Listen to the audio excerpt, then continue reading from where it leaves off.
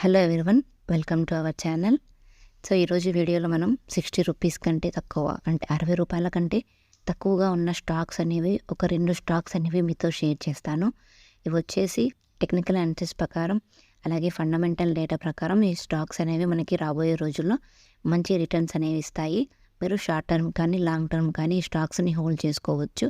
So మీరు long term కనుక hold చేసినట్లయితే మీకు 100% రిటర్న్ అనేది వస్తుంది. ఫస్ట్ స్టాక్ గురించి చూసినట్లయితే ఉత్కర్ష స్మాల్ ఫైనాన్స్ బ్యాంక్. ఇది వచ్చేసి టెక్నికల్ అనాలిసిస్ ప్రకారం చూసుకున్నట్లయితే రీసెంట్గా ఐపీఓలో ఎంటర్ అయ్యింది. స్టాక్ మార్కెట్కి ఐపీఓ ద్వారా ఎంటర్ అయ్యింది. సో కన్సల్టేషన్లో వెళ్ళాక ఇది బ్రేక్అవుట్ అనేది ఇచ్చింది. ఇక్కడ October 5 అనేది మనకు బ్రేక్అవుట్ ఇచ్చింది. October 5 ఒకే రోజు ఆ స్టాక్ అనేది 15% అనేది ఇంక్రీజ్ అయ్యింది. సో దీనికి రీజన్ వచ్చేసి మనకి ఎన్ఎస్సి ద్వారా ఈ డేటా అనేది వచ్చింది. ఎందుకంటే October 5 వచ్చేసి 54 లక్షల షేర్లు అనేవి 33 కోట్లు, దాదాపు 61 రూపాయలకి ఈ స్టాక్ అనేది కంపెనీ అనేది బై చేసింది. సో దీని డేటా అనేది కంప్లీట్గా తెలుసుకోవాలంటే మీరు ఎన్ఎస్సి వెబ్సైట్లో తెలుసుకోవచ్చు. సో వాళ్ళు 61 రూపాయకి షేర్ అనేది కొన్నారంటే వాళ్ళు వచ్చేసి దీనికి 2 లేదా 3 టార్గెట్ అనేది ఎక్స్పెక్ట్ చేస్తూ ఉంటారు. సో మనం మినిమం 100 దాకా ఈ ప్రైస్ అనేది వెళ్తుంది. ఈ స్టాక్కి మనం 100 దాకా టార్గెట్ అనేది మనం పెట్టుకోవచ్చు. ఒక 6 months 1 year లోపు మీకు రీచ్ అవుతుంది. దీన్ని లాంగ్ టర్మ్కి హోల్డ్ చేసుకోవచ్చు. ఇక ఫండమెంటల్ డేటా కనుక చూసినట్లయితే ఈ స్టాక్ యొక్క ఫండమెంటల్ డేటా మార్కెట్ క్యాపిటల్ వచ్చేసి 6,000 crores పైనే ఉంది. సో అలాగే రెవెన్యూ కూడా ఇయర్ బై ఇయర్ అనేది వీళ్ళు పెంచుకుంటూనే పోతున్నారు. వీళ్ళకి ప్రాఫిట్ కూడా అలాగే ఉంది. ఇయర్ బై ఇయర్ ప్రాఫిట్ అనేది పెరుగుతుంది. కరోనా టైంలో అయితే చాలా వరకు తగ్గిపోయింది. సో తర్వాత కరోనా తగ్గిన తర్వాత 60 ఇక్కడ రికవరీ వచ్చేసి 6 రికవరీ అనేది వచ్చింది. వీళ్ళ ప్రాఫిట్ అయితే రికవరీ అయ్యింది.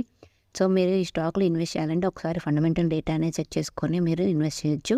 ఎంట్రీ అనేది ప్రజెంట్ తీసుకోవచ్చు. బ్రేక్అవుట్ రీటెస్ట్ లెవెల్ దగ్గర ఉంది. సో మీరు కూడా ఒకసారి చెక్ చేసి ఈ స్టాక్ అనేది ఎంట్రీ తీసుకుంటే మీకు లాంగ్ టర్మ్కి మంచి రిటర్న్స్ అనేవి వస్తాయి. నెక్స్ట్ స్టాక్ వచ్చేసి ఉజ్జీవన్ స్మాల్ ఫైనాన్స్ బ్యాంక్.